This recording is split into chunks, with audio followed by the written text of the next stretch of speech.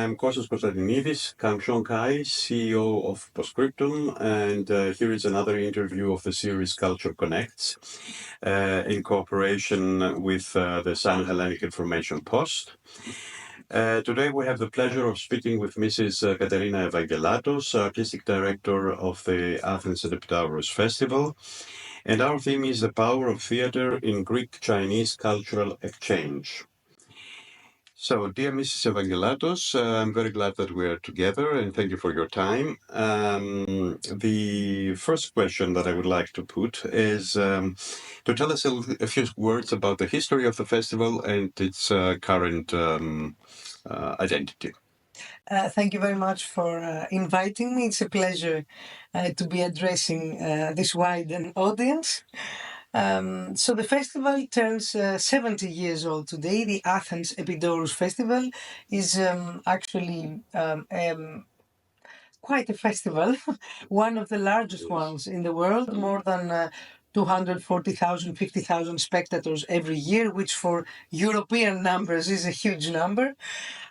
So we have approximately 90 productions every summer. It lasts 3 months, from June, July, and August every year, and takes place in Athens and in Επιδαύρου. So in Athens, we handle the wonderful Roman Odeon of Herodes Atticus right under the Acropolis, 4,500 capacity. There we do mostly concerts, operas, and big-scale productions.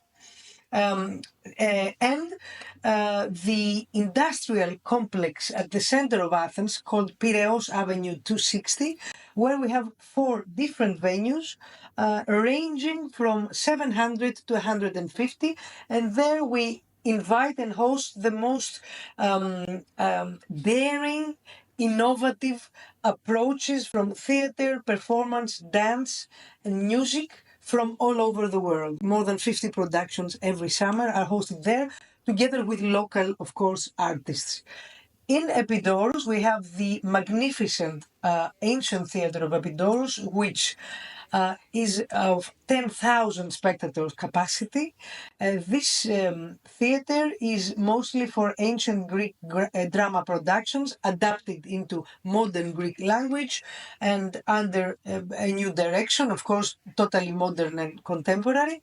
And the Little Theater of Επιδαύρου, which is for 900 spectators, and there we try every year different things, be it music, concerts, theater, or modern approaches on ancient Greek drama. We have also created other different platforms within the festival, innovative approaches, in order to make our voice, the Greek, contemporary Greek artist voice, louder in the world scene. From your experience, how does this space influence artistic creation? And what are the criteria that the festival sets for working with international productions in this specific space? I have had the pleasure to work there as a director, because I'm a stage director myself, and it's always a wriggle how to make things happen in this theater, not only because of the scale, because it's enormous, but also because it's a heritage, it's a site that we have to conserve, and within it we have to keep specific rules from the archaeological committee, the Central Archaeological Committee of Greece. This means that the artistic freedom of the designer mostly, and of course the director, is under very specific restrictions actually have been invented in order to take care of the monument and its longevity. This is requires a very strong approach and at the same time a very flexible approach. Strong because not everything goes well in Επιδαύρου, so you have to really listen to what the space, this you know, the theater and the landscape can offer, what it gives you back, and on the other hand, you have to make sure that you don't do any compromises in your artistic output. It's difficult, but it's wonderful. Landscape and the architecture inspires Inspires, to of enrich course. the Of course. performance. For example, when I staged Hippolytus, the ancient Greek tragedy by Euripides, we created a wonderful sculptural set with set designer Eva Manidaki, which was specifically created for this theater.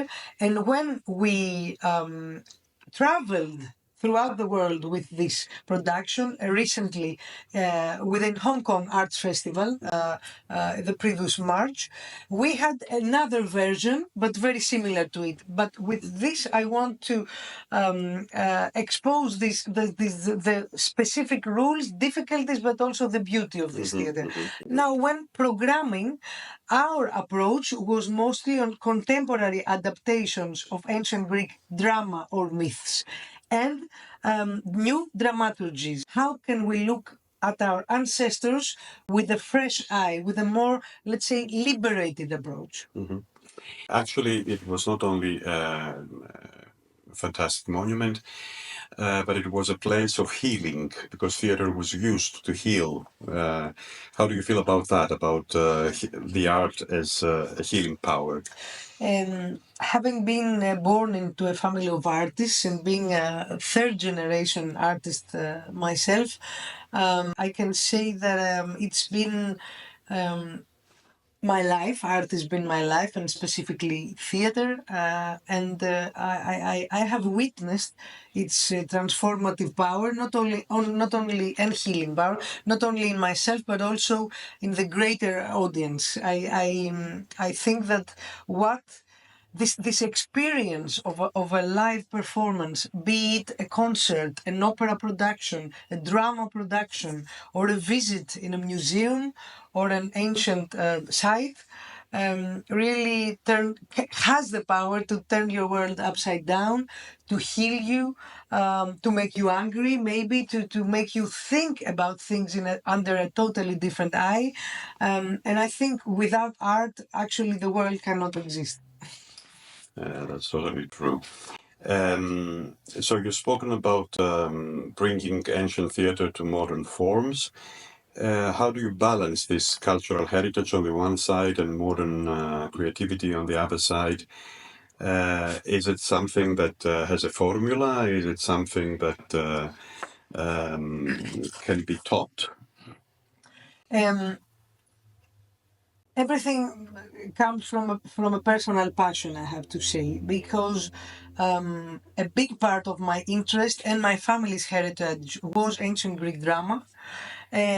So when I had the honor of being head of the festival and starting here, one of my main approaches was how to reinvent the audience's approach on ancient drama, and of course the Greek artists' approach. So we commissioned many international directors to come here and work with Greek artists, providing new productions. We invited many productions from abroad, productions that were deriving their content from ancient Greek myths, and they were productions of dance, theater, and performance. The balance is not, there isn't a recipe, but I think it was the right time. I felt it was the right time, and kind of my mission to show the world, and especially a big part of the Greek audience that sometimes is, let's say, hesitant about playing with ancient heritage, not only with plays. So I felt the obligation, let's say, and the need to take things into a new era. From what we see from our ticket sales and from the general response to our program, I have to say now that after 6 years, I feel we've come a lot further. I feel we've really achieved a new part, first of all, to open up to a new part of the audience that until now felt that ancient Greek drama was boring or belonged to a museum.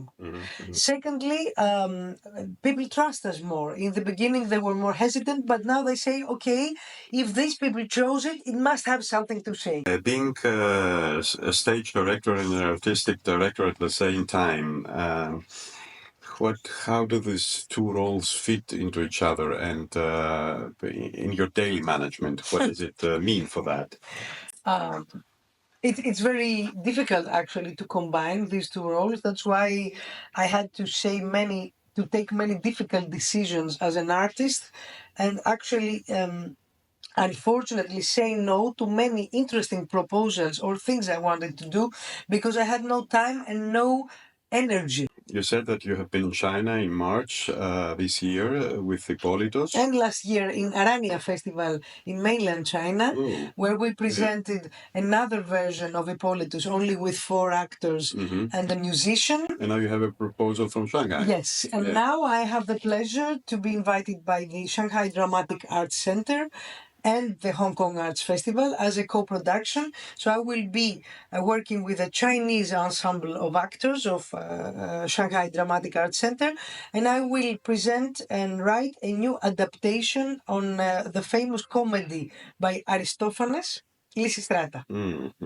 I was there last month, meeting the ensemble, the actors, and I will start my work there in January. Within the months that until January, I will write this adaptation, create the set, and work with the other colleagues on the music. So now you're free, you can do yes, lots of things. I'm very excited. And speaking of China, they also have a very long theatrical tradition, and Greece has too. For many centuries, these two civilizations have been living apart. And now through internet, through the way we are traveling, we have much more potential and possibilities to visit each other and get to know each other. In theater, in your sector, how do you approach such an ancient civilization like China, which is also in performing arts has a big heritage? And how do you think that we can educate the Chinese, or the Chinese can educate us to understand better? Because sometimes we don't understand, because we never had something in school. Nobody taught us about China in school, so we don't know anything. I think Chinese know better about Greece than we do. Yeah. So bringing these two civilizations together as a cultural exchange, but also as a cultural diplomacy tool, how do you feel about that, and how do you approach that? As an artist, it's very exciting actually now, for example, to work on a Greek play with a Chinese ensemble. I witnessed many differences but many similarities while meeting the actors of the Shanghai Dramatic Arts Center ensemble last month.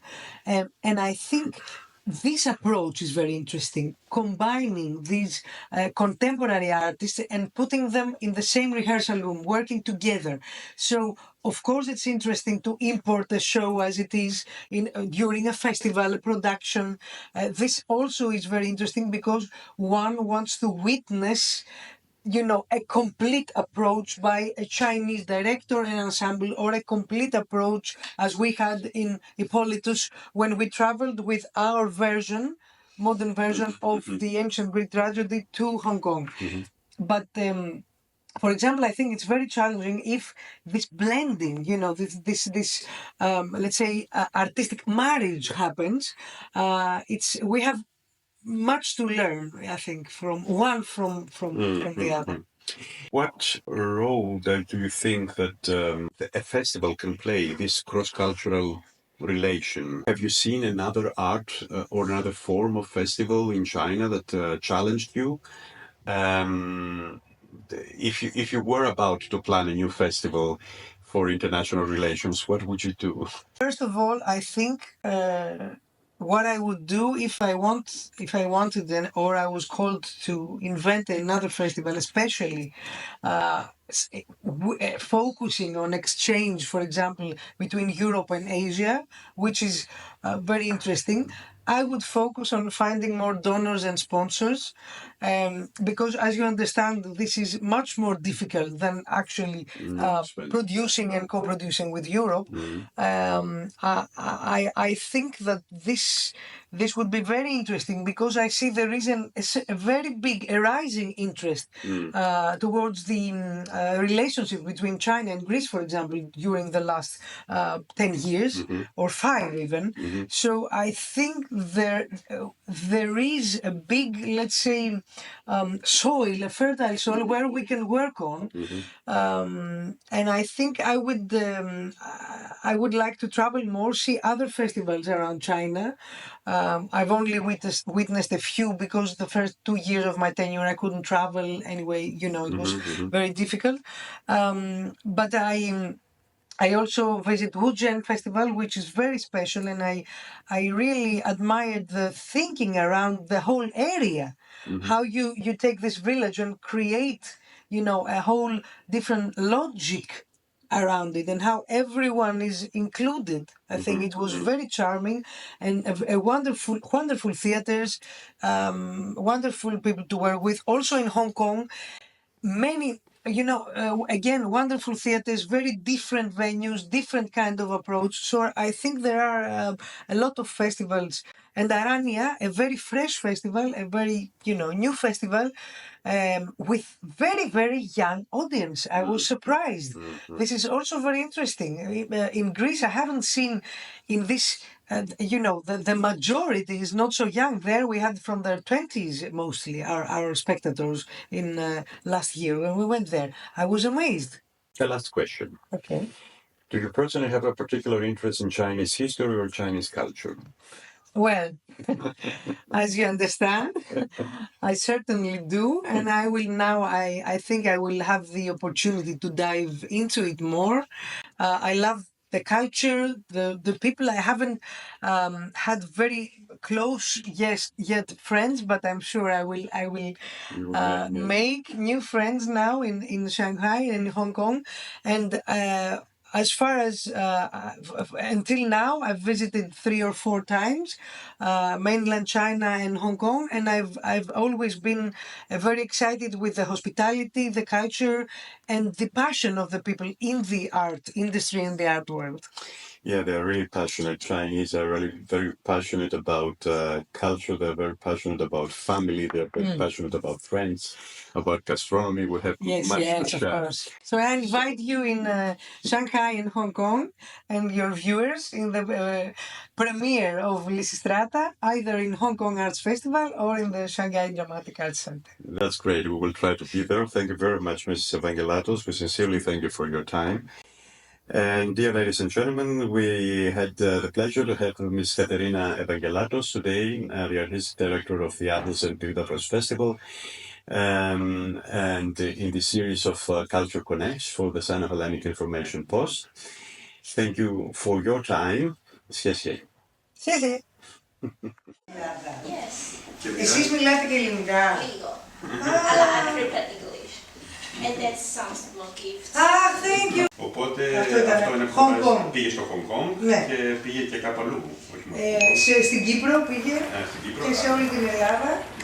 Και τώρα ελπίζουμε